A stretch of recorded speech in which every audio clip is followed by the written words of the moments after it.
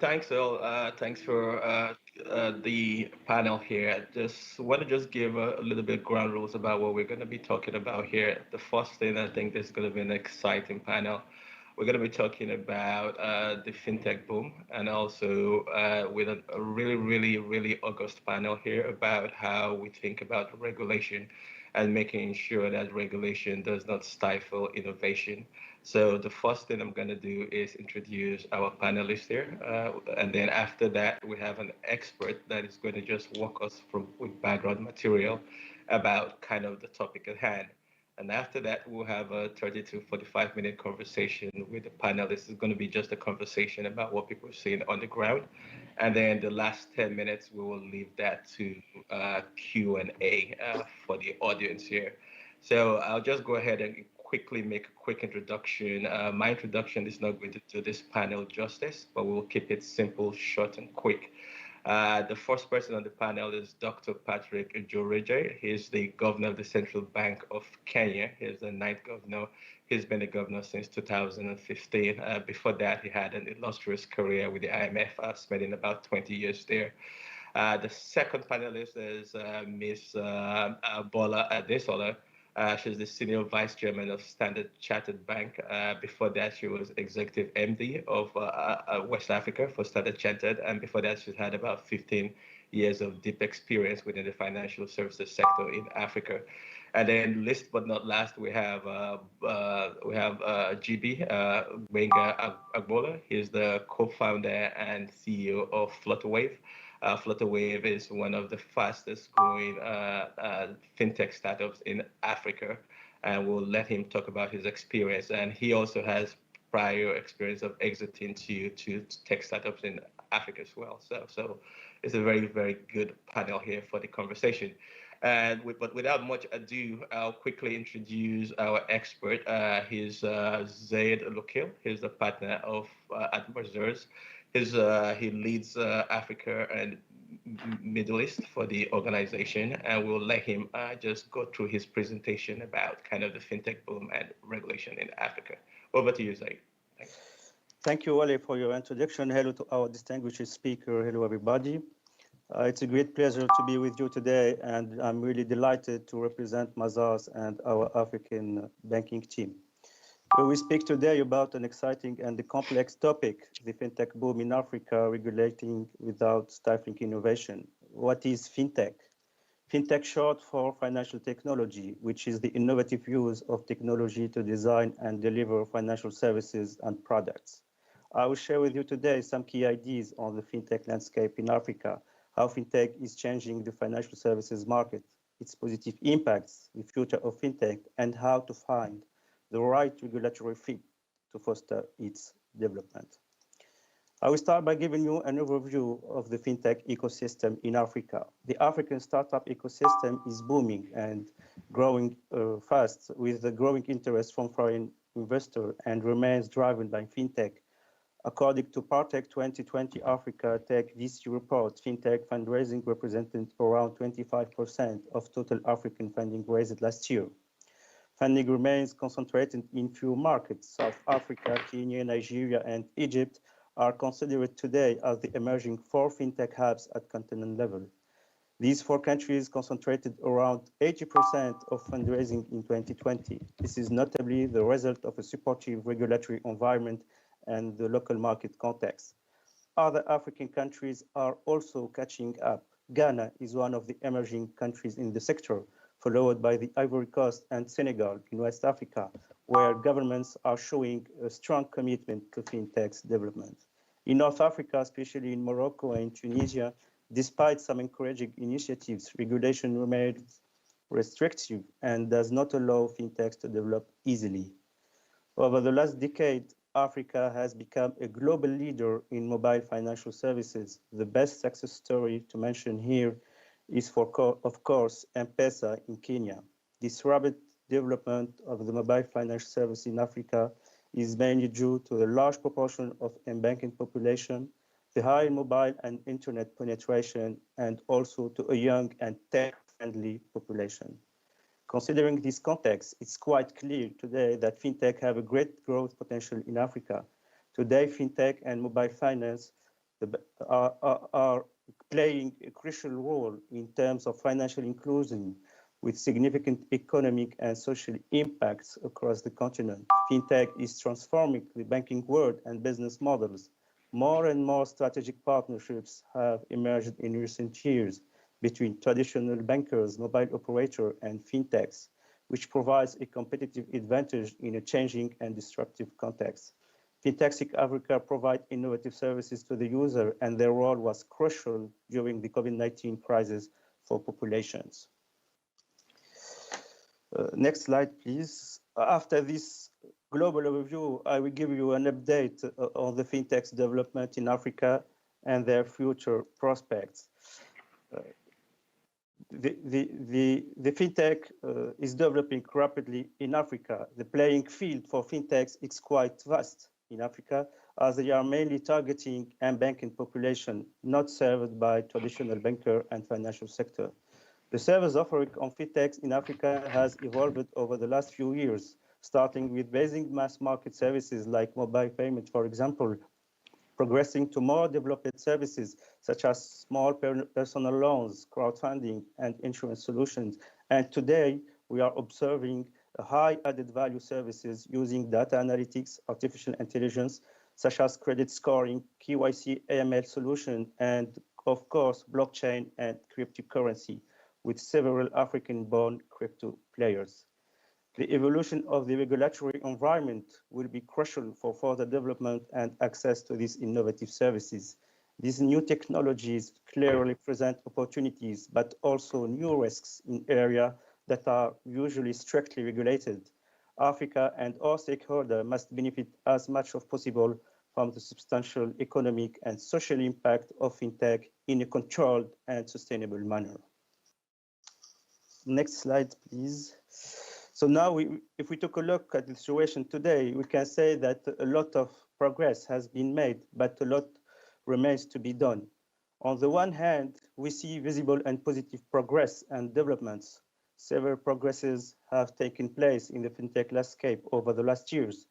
A considerable economic and social impact, notably through access to financial services such as payments, loans, and crowdfunding for unbanked populations. Fintech has promoted diversity and access to financial services for women.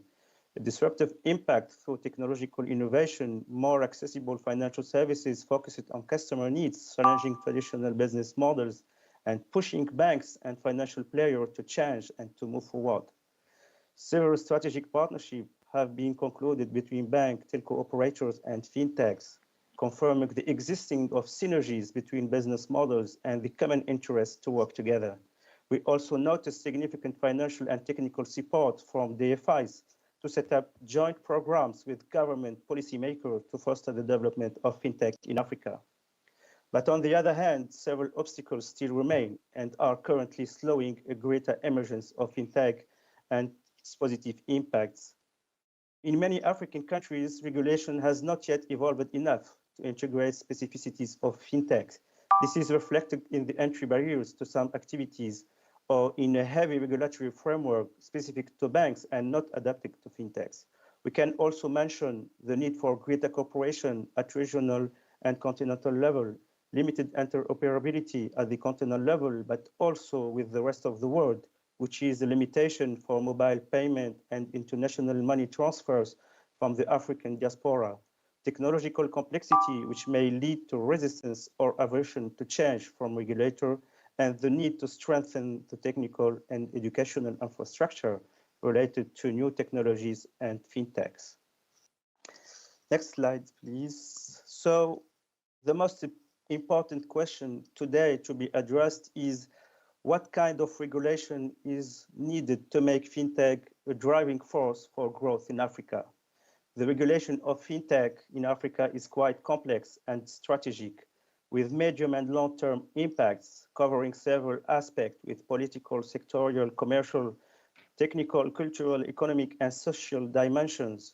We do not have a miraculous answer or solution to this question. However, we have noted some ideas and guidance to initiate discussion with our distinguished speaker, such as supporting fintechs and ensuring their smooth integration into the financial ecosystem, modernization of the legal and regulatory framework, and consideration of the fintech context, creating a rich and diversified and innovative financial ecosystems in terms of player and offered services, ensuring risk management and implementation of effective and adapted supervision, promotion of regional and international cooperation with various regulators and policymakers, leveraging fintech's contribution for the benefit of public policies and regulation, and finally, set up an adequate educational and technical infrastructure to take full advantage of the opportunities offered by new technologies and fintechs. Thank you very much for your attention, and I give you the floor, Whaley, to moderate the debate. Thank you. Thanks, I really appreciate that. And this is a great panel because on the panel we have a regulator, which is the Central Bank of Kenya. We have a commercial bank, Standard Chartered, and then we have a fintech. So I think this is kind of conversation that needs to happen a lot more often. But Patrick, we're not going to put you on kind of the spotlight right away because I think there's going to be a bunch of questions that are going to come to the regulators. But I'd like to take a step back here and actually address the first question to Flutterwave and GB. And first of all, GB, congrats on your Series C round. It is kind of one of the biggest investment round this year in fintech in Africa. So big kudos to you and your team. But if we step back a little bit here, in your own words, people talk about the fintech boom in Africa. What actually is the fintech boom in Africa? What's the opportunity that you guys are seeing on the ground, and what's the opportunity you guys are actually chasing? Thanks. Thanks so much, Wale. So when you say fintech boom, for me, I will call it the boom has been happening for a long time, right? And in my own world, the boom started with M-Pesa in Kenya, with the favorable regulation of the CBK in Kenya, for example, that allowed M-Pesa to grow. For me, M-Pesa is the biggest innovation when it comes to payments in Africa. It's a shining light for everyone. And that was the driving force, for example, behind Flutterwave around how do we connect this amazing payment type to other parts of Africa or the world, right? For example, how do we make sure that Africa does not just exist in isolation? There are corridors Africa plugs to, like China, like the UK, the US, etc. How do we make our payment system global, right? So what I call the fintech boom is just what I call the awakening of the ecosystem to the fact that why would I do a wire transfer from Kenya to Nigeria, and it might take a day or two because that money has to go from Nairobi to New York to Lagos, right? Why? M-Pesa today is real time in Kenya. I can do a transfer of my M-Pesa to my friend or to my mother and get the money instantly. If I do a wire transfer from my Kenya bank to a bank in Nigeria, it is, if I'm lucky, it's probably the same day or next day. So that tells you that the innovation in Africa, right, are actually way advanced of everywhere else in the world. However, we don't tout those values we've created. And that for me is what I call the beginning of the boom. So the boom is people like us realizing that Africa has this amazing product. M-Pesa is fantastic. It works well. It's up almost all the time. There's almost no downtime. It works for commerce, for P2P, for all kinds of payments. How do we leverage M-Pesa for a small business in Lagos or in Joburg who is selling to somebody in Kenya? So the person in Kenya who has M-Pesa can pay that small merchant in Joburg via M-Pesa. When before now, what would have happened is that seller in Joburg in South Africa will send an invoice to that customer in Kenya, and they have to do a wire transfer to make it work. So that, for me, is the beginning of the boom. The boom really is about leveraging Africa's payment infrastructure and building a layer on that and making it easy for small businesses, large enterprises, global merchants to appreciate the value of what we've built in Africa and use that to drive our trade and our growth. Thank you. Yeah, thanks. That's a great answer because people don't realize in the US at least ACH is still 3 days. In a lot of African countries, within those countries, transfers are actually real time. So there's a lot of innovation that is in Africa that I feel, I agree with you, could be expanded. But I'm going to switch gears here to Bola and ask her, given the fintech boom, how are commercial banks looking at the fintech boom? Kind of what's your perspective of kind of this new fintech opportunity, concerns, risk, opportunity? Kind of how do you guys look at it from kind of a commercial bank lens? Thanks, Bola. Thank you very much, Wale. Well, I would say first of all that in the early days, commercial banks viewed, fintech platforms as a threat and didn't really understand. If you look at the way commercial banks are structured, I mean, basically, payments, deposits, savings, and loans. And with the amount of regulation that goes on, they have not been able to innovate as fast. A lot of the efficiencies that commercial banks are looking at are efficiencies within the framework that they operate. And of course, then you have, the GBs and so on of this world who are maybe slightly outside that system. And what they're looking for are what are the problems people are going through and how can solutions be provided, both for the consumer and also at the end of the day for the commercial bank. So I think these days commercial banks are actually embracing fintech. They're looking at how they can partner with fintech. Fintechs themselves also need the banks in some way, even though they started off disintermediating, but they also need the banks because of scale. And so we're seeing more and more of partnerships in this area. If I look at Standard Chartered, for example, because we could not innovate fast enough within the structure of the bank, we set up a unit called SC Ventures, which is slightly outside. And what SC Ventures does is scouts around for fintech opportunities that we can partner with that will help us become more efficient and service our clients. And so we've embraced it. We actually have a hub in Nairobi that is also scouting around, and we've done, collaborations, joint ventures, partnerships on, blockchain that's delivering custody services, for example, for crypto and so on and so forth. Many examples. So I think right now, banks are also looking at intrapreneurship within their organizations to see how they can develop fintech platforms. One of the challenges banks have also had is the extensive and elaborate technology systems that are, that support banking. To add a new product that is maybe fintech based can be quite expensive. And oftentimes, the cost benefit does not really warrant it. But now with fintechs and APIs that you can plug and play, it's really the banks are riding that new wave of fintech technology for efficiency for their clients, whether it's credit or payment systems, even bank assurance and so on. So it's a new era that really brings a lot of promise for us as commercial banks and for our clients as well. Thanks. I mean, it's good to see innovation both outside of kind of commercial banks with the fintechs, but also what you call entrepreneurship within commercial banks to really, really catch up and be quite innovative as well. And then I'll turn it to you, Patrick, here. Given all that is going on, one side, commercial banks have been around, they work within a regulatory framework for a while. The fintechs are coming in, and how do you guys in the central bank, and I'm not sure it's an easy kind of decision to make. How do you all think about regulation and what to regulate, what not to regulate, how to encourage innovation without, destroying what has already been built? So just give you the floor here, Patrick, to just talk about kind of your framework and how you guys are using to analyze all of this. Thank you, Ali, and thank you for having me in this panel. And it's great to be with Bola and, of course, Flutterwave, etc. So thank you very much.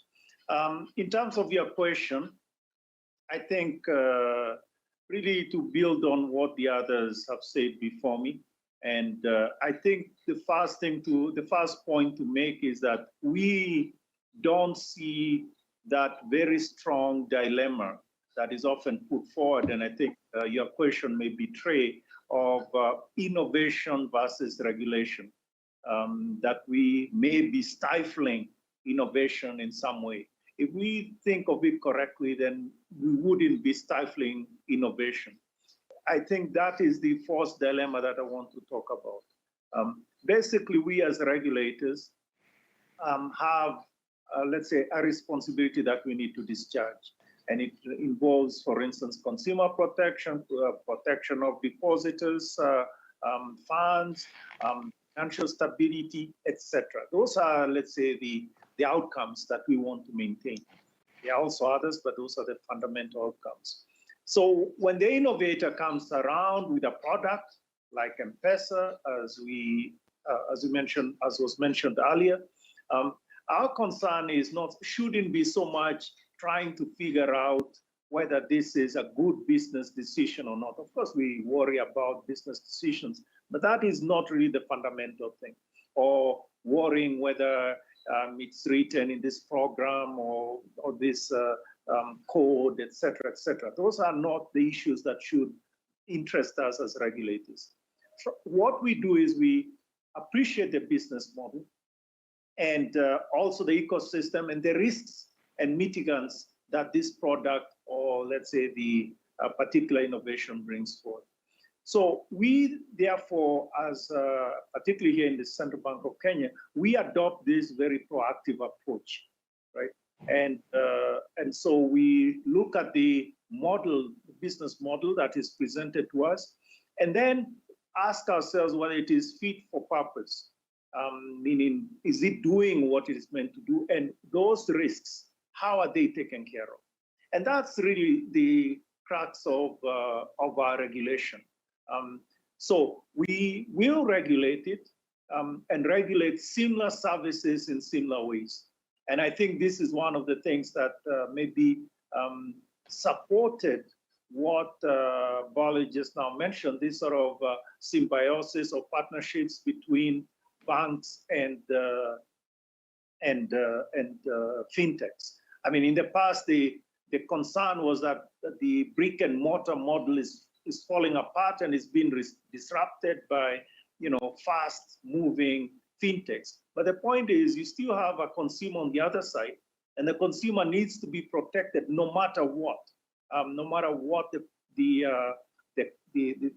the business model, if it is a bank or fintech. So in that sense, it has to be regulated similarly. Now, that means, of course, as I say, it's proportionate.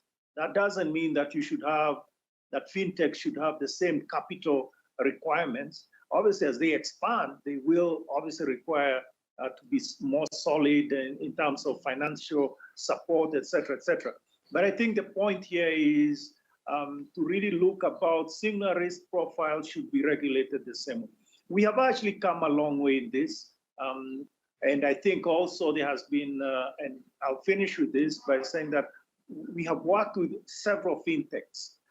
They come to us with a particular idea, a particular business model. And then we ask them, we push them through their paces and ask them, okay, how does this risk manifest itself in your system and all that? And they'll scratch their heads and go and come back with a better model, because in a sense, they are innovators and they may not have gone through the, let's say, the sort of list of all the risks. And therefore, by asking them a lot more of those questions, I think they come up with a better product, and the financial system and customers are thereby protected. Thanks for that. That was a very elaborate answer. I really liked it. The two things I heard was, the first thing is really around consumer protection. So no matter what the service is, whether it's commercial bank or fintechs, consumer protection is kind of front and foremost, kind of from the regulator's perspective. But the other thing I also had, which was quite encouraging, is that you have an open door policy, which you actually engage with fintechs. Not a bunch of regulators do that, so that there could be an exchange of ideas back and forth. But if we stay with you, Patrick, just one other question, just given what GB has said from Flutterwave. M-Pesa is kind of one of the poster childs of kind of fintechs and a success story that has been written about multiple times. If you have the advantage of hindsight now, and the context that M-Pesa has been quite successful in Kenya, but it's not, other countries have had, disparate success in trying to replicate M-Pesa. So what would you say you guys got right in kind of that M-Pesa in the early days when it wasn't sure it was going to be a success story? And what would you potentially will change given that history with what you know now? What went back? Will be good to hear from your perspective. Thank you, Ari. And as GB mentioned, yes, Kenya is really the cradle of fintech with M-Pesa. Of course, before fintech was invented in that sense, the term fintech, but we can always split and see where it came from. But so yes, the first thing is we have to appreciate that there was no model to follow. So there was no one else that you could have followed the tracks, like you're driving behind somebody else and following him. So there wasn't. So in a sense, everything was an ad novum, new. And I think the most important thing was to appreciate that this product could actually improve on financial inclusion. And really, it would have a significant positive effect on society. And the reason here is that you distinguished or you differentiated the transaction, where you could have the transaction happening in other places that were not bank within bank sort of walls, the brick and mortar, et cetera, et cetera. So there was a need, and there was definitely a significant positive effect. As a matter of fact, we have improved our financial inclusion numbers from 26% in 2007 all the way to now 83 plus in 2019. That sort of leap, I think, in any standard by any standard is actually phenomenal. And actually, other countries have also benefited in this way by using similar products and M-Pesa, etc. So the idea of appreciating that there is actually a positive need, and therefore we needed to go to it. Secondly, that was a good point. Secondly, appreciating that there are risks. And so we actually tested this thing, or we talked about it for about a year and a half. They didn't just show up and then we kind of said, okay, it looks really good, let's go ahead with it. It took about a year and a half to actually improve the product. And so the final product that was launched, it was actually much better because we mitigated the various risks in particular ways, etc. Now, at the same time, there was a sense of a test and learn. We knew that we couldn't remove all risk or mitigate all risk. So there was a sense that, okay, let's start it on a pilot, and this was the test and learn. And if things go south, if things really go, you pull it off the wall, so you unplug it. So there's that sense. So in a sense, a very innovative regulator. The innovator themselves also were willing to learn. So when they came to us, they didn't have all this appreciation. So these are all very positive things. I should also say a major positive element in all this was the population was also quite, let's say, tech savvy. Meaning, now we look at them and we believe that they are not, this is definitely not an advanced economy. So you think that they are not, so they cannot learn technology quickly, etc. That is completely untrue. I mean, my 8-year-old aunt, 10 years ago, she taught me about arbitrage, and I'm an economist. Arbitrage on pricing of products, etc., etc. So they are much more sophisticated than maybe we may grant them at the beginning. What are the things we could have done better with the benefit of hindsight? I think first and foremost is to maintain an open position with regard to interoperability. Remember, this was the first item. So there was no, it was interoperable by definition. But the idea of ensuring that, let's say, that idea remains in the minds of the innovators, that if a second one comes, they need to have a platform that, etc. I think that is one of the things that we could do differently. And then, of course, making sure that there are connections with other parts of the financial sector. Maybe now, for instance, they're working with banks, etc. So the thing that Bolas said at the beginning, that banks and fintechs were sort of like cats and dogs at the beginning. And then eventually they realized, hey, we can cooperate. So I think we lost some time in this sort of cat and dog sort of fight. And they should have cooperated earlier. Thank you. Thanks for that. I think I'll play a quick lightning round now, and given Patrick, you've been speaking for a while, I'll make sure you have enough time to prepare the answer for this one. The one thing we want to do is put everybody in the other person's box and then ask the question, what are they doing right and what could they do better? So for Patrick, your question is going to be, imagine you're a fintech founder, what a fintech is doing properly and what they're not doing well. So that's kind of going to be yours. But I'll start with Baller and ask you a question really around regulators, and not just in Kenya but just globally. Imagine you're a regulator, and obviously you know what you know from a commercial banking side. Where are regulators getting it right, and then where are regulators not getting it right that could be improved on? And then GB, after Bola, yours is going to be, imagine you are CEO of a commercial bank with your fintech hat. What are commercial banks doing right and what are not? What could they improve on? But I'll let Bola start. Thank you very much, Wally. I think the first part of the question, what are regulators doing right? I think, Patrick has enumerated what, the central bank in Kenya has done over the years to support all the way from M-Pesa to, current fintech platforms, and also the lessons learned, because it's a road that hadn't been walked before by regulators. So I think for many central banks, and there are, of course, multiple regulators when it comes to fintech. So, for example, the SEC in Nigeria, has some framework around, fintechs as well. I think not having walked the road before, they're learning as they go along. I think what we could do more of, as opposed to what regulators have done wrongly, is engage earlier, have maybe more frequent focus session groups with existing fintechs and aspiring fintechs as well. Provide the enabling environment to be able to test the system.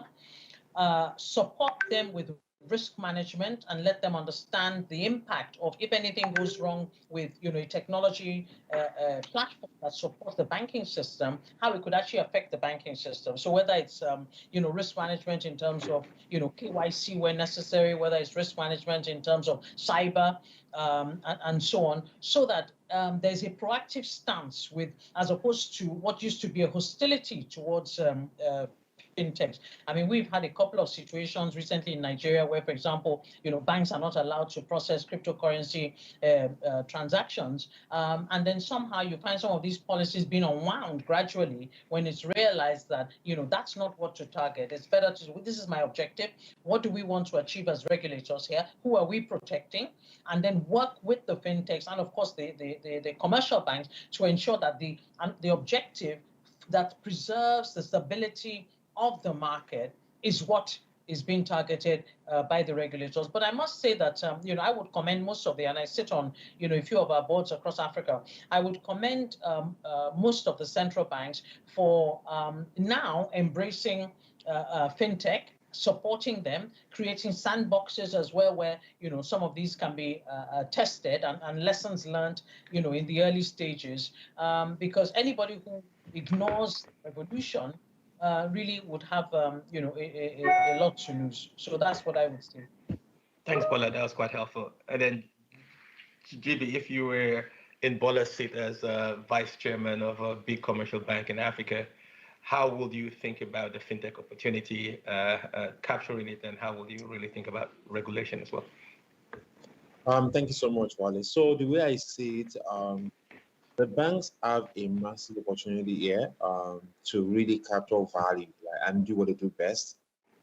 Fintech at best, we're extremely transactional in nature, right?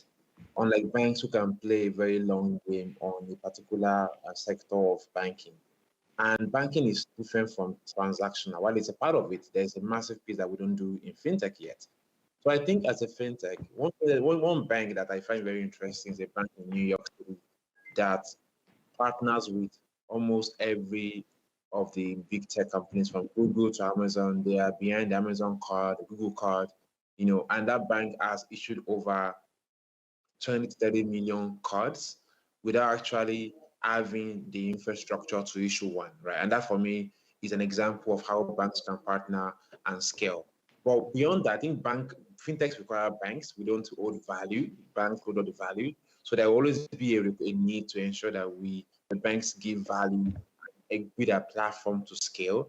Obviously, support fintech from a risk perspective as well, because fintech sometimes, like and the governor mentioned, fintechs we are more on innovating side, less on the risk side, right? So support fintechs on the minor areas where fintechs obviously majoring in, and then use that to drive value. Thanks. And then, Patrick, if you were the if you were the founder, I hope you don't say you're going to start an arbitrage fintech company again. But if you were a fintech founder, what will your advice be on fintechs working more with commercial banks and regulators? What they're doing well and what they're not doing quite well? Thank you very much. Arbitrage, I'll leave for later. But I've learned a lot from the people here, meaning people who are customers, etc. But in terms of the things, I think fintech or fintechs in general, there are several things they are doing well, and those need to be played up. First, these are people who are grabbing the opportunities that are there, meaning, in the olden days, you would think of that is only done by entrepreneurs that have gone to MBA and things like that. No, these are people who are maybe 23. People like GB who they only started this thing in just 2016 or something like that. I mean, 6 years is nothing compared to institutions like Stanchart, etc. So in some sense, that courage should be flagged. And I think we should tip our hats to people who have that level of courage, to jump out there and deal with it. That's one thing. Secondly, of course, they are smarts. They see the opportunity from a point of view of technology. Technology really is going to change things dramatically, a bit like electricity in the past, et cetera, et cetera. I mean, we could have an entire conversation about technology, et cetera. But I think the point I'm making here is it is a tool to something, and they have learned how to use that tool and applying it in particular ways. Now, one of the things they're doing, of course, is taking care of, let's say, cutting the costs that are there in the financial transactions, etc. I should add quickly that fintech are not only in the area of payments, which is where a lot of our fintechs are concentrated. As a matter of fact, from our perspective here in Kenya, we think of ourselves having built the rails, and now we have to put on the wagons, meaning it's an ecosystem that we are in, and fintechs need to appreciate that they're in an ecosystem, not just a linear one-track kind of payments thing, etc. So again, they need to be a bit more open to talking to other people. I mean, Flutterwave is in the payment space, but they need to be talking to other people in insurance, et cetera, et cetera. And I think that openness, which banks actually generally have, I think that is an openness that they need to have. A couple of other things that I would want to flag. They should focus on the question, on the consumer. What problem are they resolving for the consumer? So it shouldn't be discussions of only, the technology that they are using. Are they using X to code or whatever other things it is? All those other questions, they are good at a tech conference and all those other things, but they are probably not the issue that we should be focusing on. And then, of course, for instance, we hear so much about blockchain, right? Blockchain this, blockchain that, blockchain this. I have no problem with blockchain, but what problem are you resolving? It's like writing something in English. I have no problem with English, but what letter are you writing to me? You're trying to communicate something. So that is, then finally, so what is it that you're resolving? Is an important point. Finally, don't worry about funding. And I'm not looking in particular to anybody, but I mean, yeah, it is good that the companies grow and people, in a sense, vote with their wallet, meaning providing you funding, etc. But remember, even our friends think about Apple, for instance, when it was the quintessential startup, they couldn't pay taxes in their town, right? I mean, there was a point when they actually had to have negotiations with the town council. So I think the point is maybe we get too excited about the funding thing.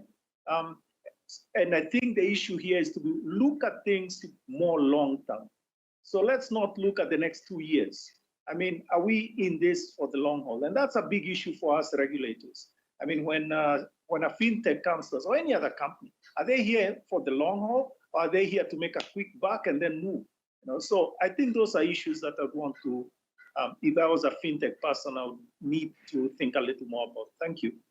Yeah, thanks, Patrick. That was quite important, and particularly your point about long term, kind of as investors, and I'm part of the IFC's investing team. We always talk about kind of long term value creation, and it's really about companies that can be there 100 years from now. And that's kind of the yardstick, and that takes a kind of fundamental way of thinking about kind of what you're building and how to create a platform that is sustainable in the long term. But just to be very cognizant and do a time check, we have about 15 more minutes. So we're going to do Q&A for the last 10 minutes. So for the last 5 to 6 minutes here, I just want to maybe go to a different stream and just talk about the innovation coming our way that we're seeing it. I think 2 people have mentioned blockchain or crypto in this conversation. The only person that hasn't mentioned it is the fintech, but Bola has mentioned it, and Patrick, you've mentioned it as well. So it'll be good to get an idea about kind of what are people's views really about 2 important topics that I think is really driving a lot of future innovation in financial services. One is kind of your views really around crypto and blockchain. And then the second part of the question is also your views about new banks and challenger banks. Examples would be new bank in Brazil, N26, Chime, and there's a bunch of these things around that they're calling themselves challenger banks.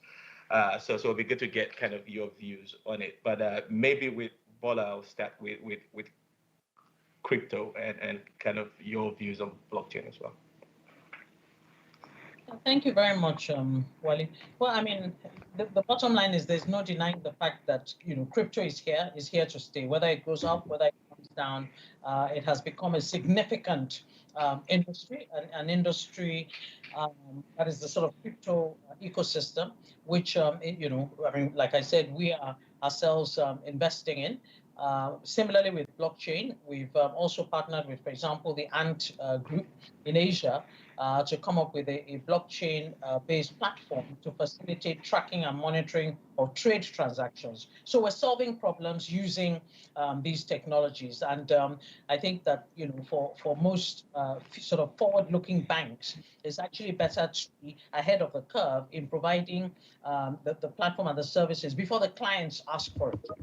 So that's what we're doing. Like I said, a lot of this is, for us in Standard Chartered Bank about, innovation and entrepreneurship. So it's here to stay. There's no denying that. But of course, regulations around it are very important so that people actually know what they're letting themselves in for. The regulators need to help create the awareness, the information as well, so that people make informed choices in whether it's a consumer who is investing in a cryptocurrency, for example, or whether it's also a platform that is providing cryptocurrency services. In terms of challenger banks, the way I look at it is that there's red ocean, so there's existing competition.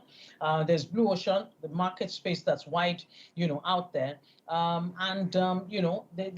because of the gap in financial inclusion, there cannot be there can't be a surfeit now of financial services provision. So for us, it's when they're challengers, how can we partner with them? We, for example, one of our products under SC Ventures is called Nexus, it's banking as a service.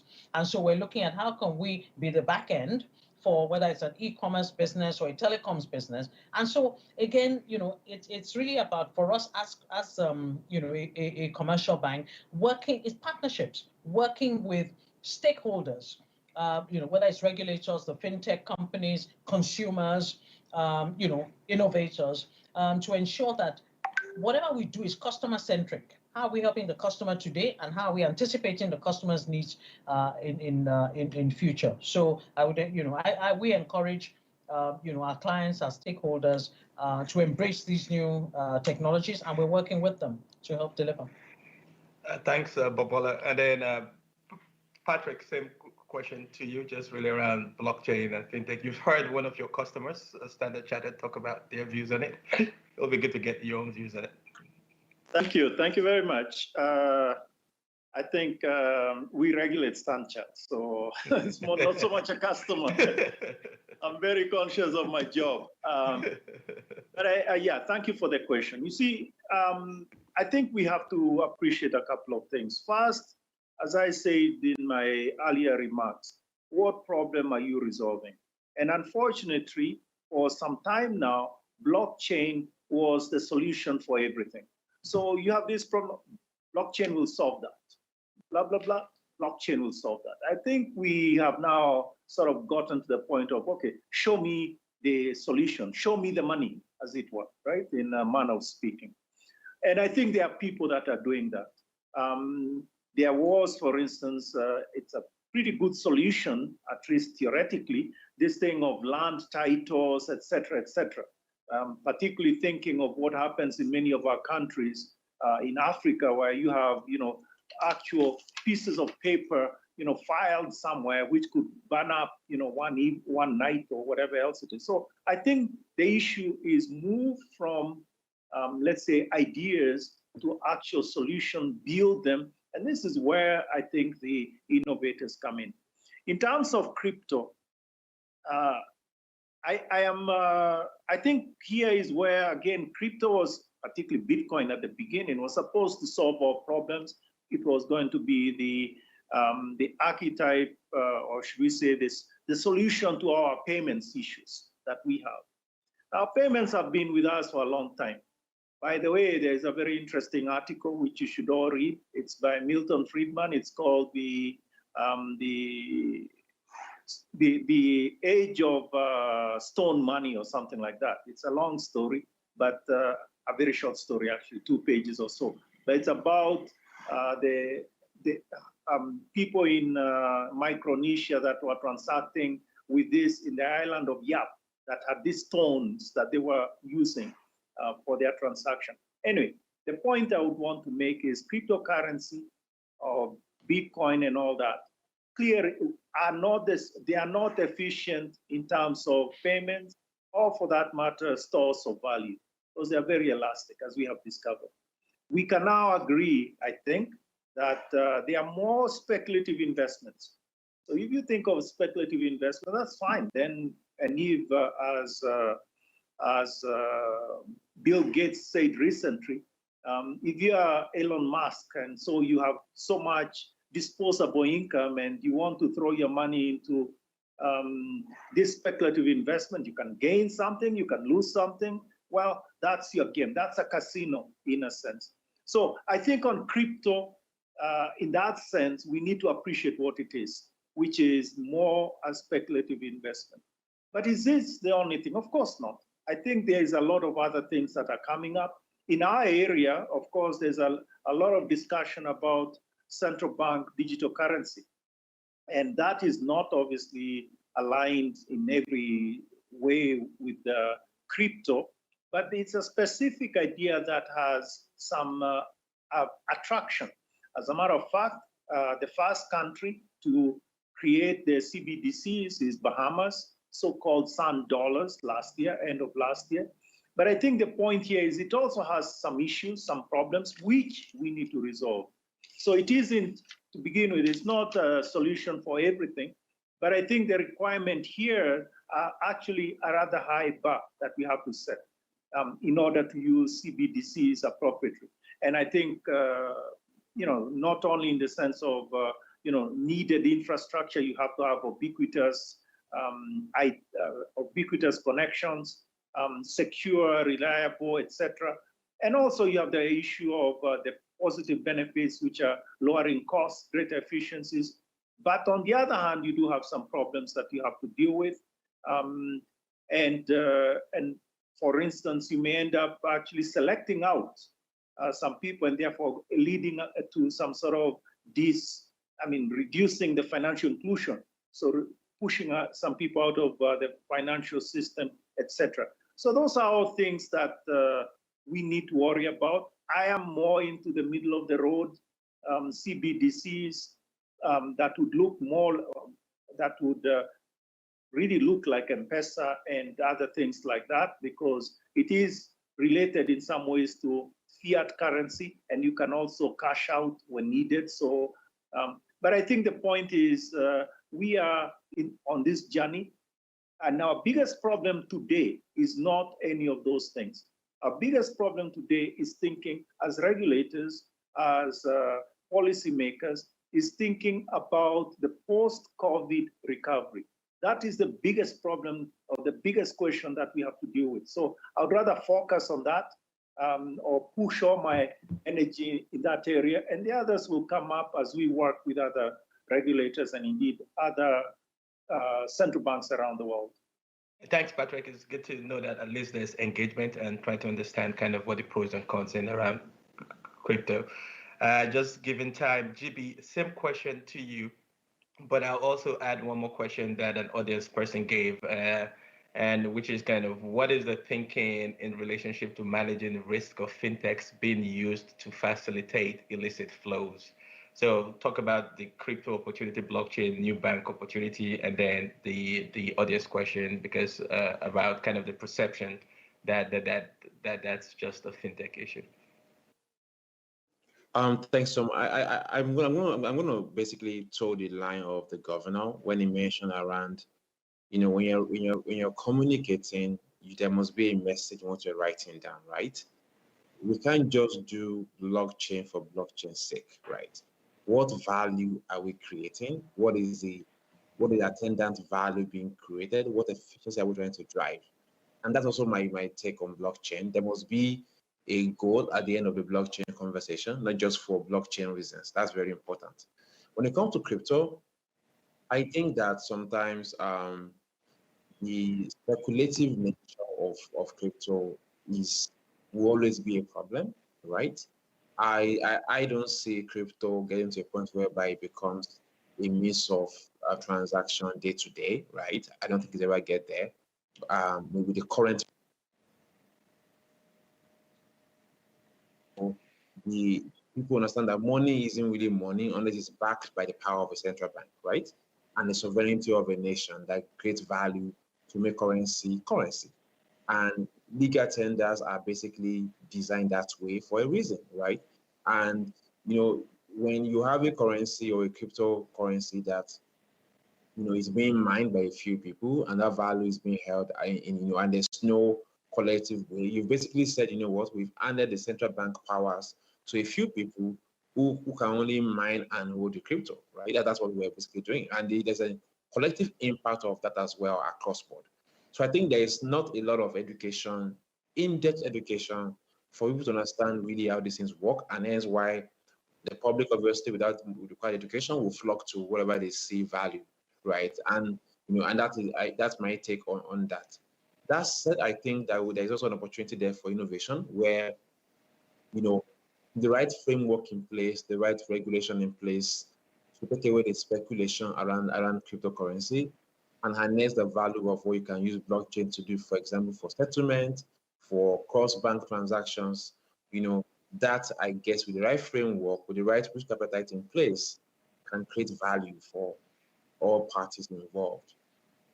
Regarding fintech for using for illicit flows and all of that, the risk, I think it's the same with banks as well, right? I think, but obviously because fintechs are very light, it may be manpower and all of that. There's a perception that fintechs have bigger risk than banks will. But I think if we look at the quantity of fraud being perpetrated across platforms, I think you will discover that actually fintech is the least, globally. But that said, I think there's opportunity here for collaboration where banks and fintechs can work together because fintechs don't have the advantage of seeing the history of a customer's transaction. The banks have that advantage. With that collaboration in place, there can be adequate risk management built across board that will solve this problem. And that speaks to what the government earlier said around fintech should not just operate in silos, right? We need to collaborate and collaborate on risk as well, collaborate with banks on transaction monitoring, putting the right systems in place to detect such when they happen, even before they happen, and use the technology expertise that fintech brings to the table to build predictive fraud modelings, right? To be able to understand where a fraud might occur or will occur, depending on the transaction type in question. Thanks. Just given that we have about 1 minute, about 2 minutes left, I'll just have a final question. And there's a question from the audience as well. GB, I'm going to ask you the question last just because I think you're conflicted. When you hear the question, you understand. So we'll give you time to think about it. But the question is really outside of payments industry, what other fintechs are booming in Africa? So what's the other opportunity out there that big problems to be solved, outside of payments per se? And I know Patrick was talking about it initially as well. So but I'll let Bola start, then Patrick will chime in. Then GB, you can just end the panel with your thoughts on that. So Bola, up to you. Thank you very much. I would say that platforms that support lending services. So likes of a relatively new fintech platform like Okra, which is similar to Plaid, where banks are able to go into customers' accounts and facilitate credit decisions. So fintechs that drive lending, consumer lending practices, I think are going to do well in the near future. Thanks.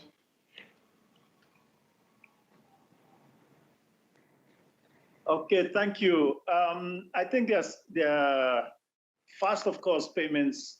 As I say, those are the rails. Next, actually, that we have seen booming, but in a sense has had significant social impact is lending, micro lending. This is particularly to SMEs.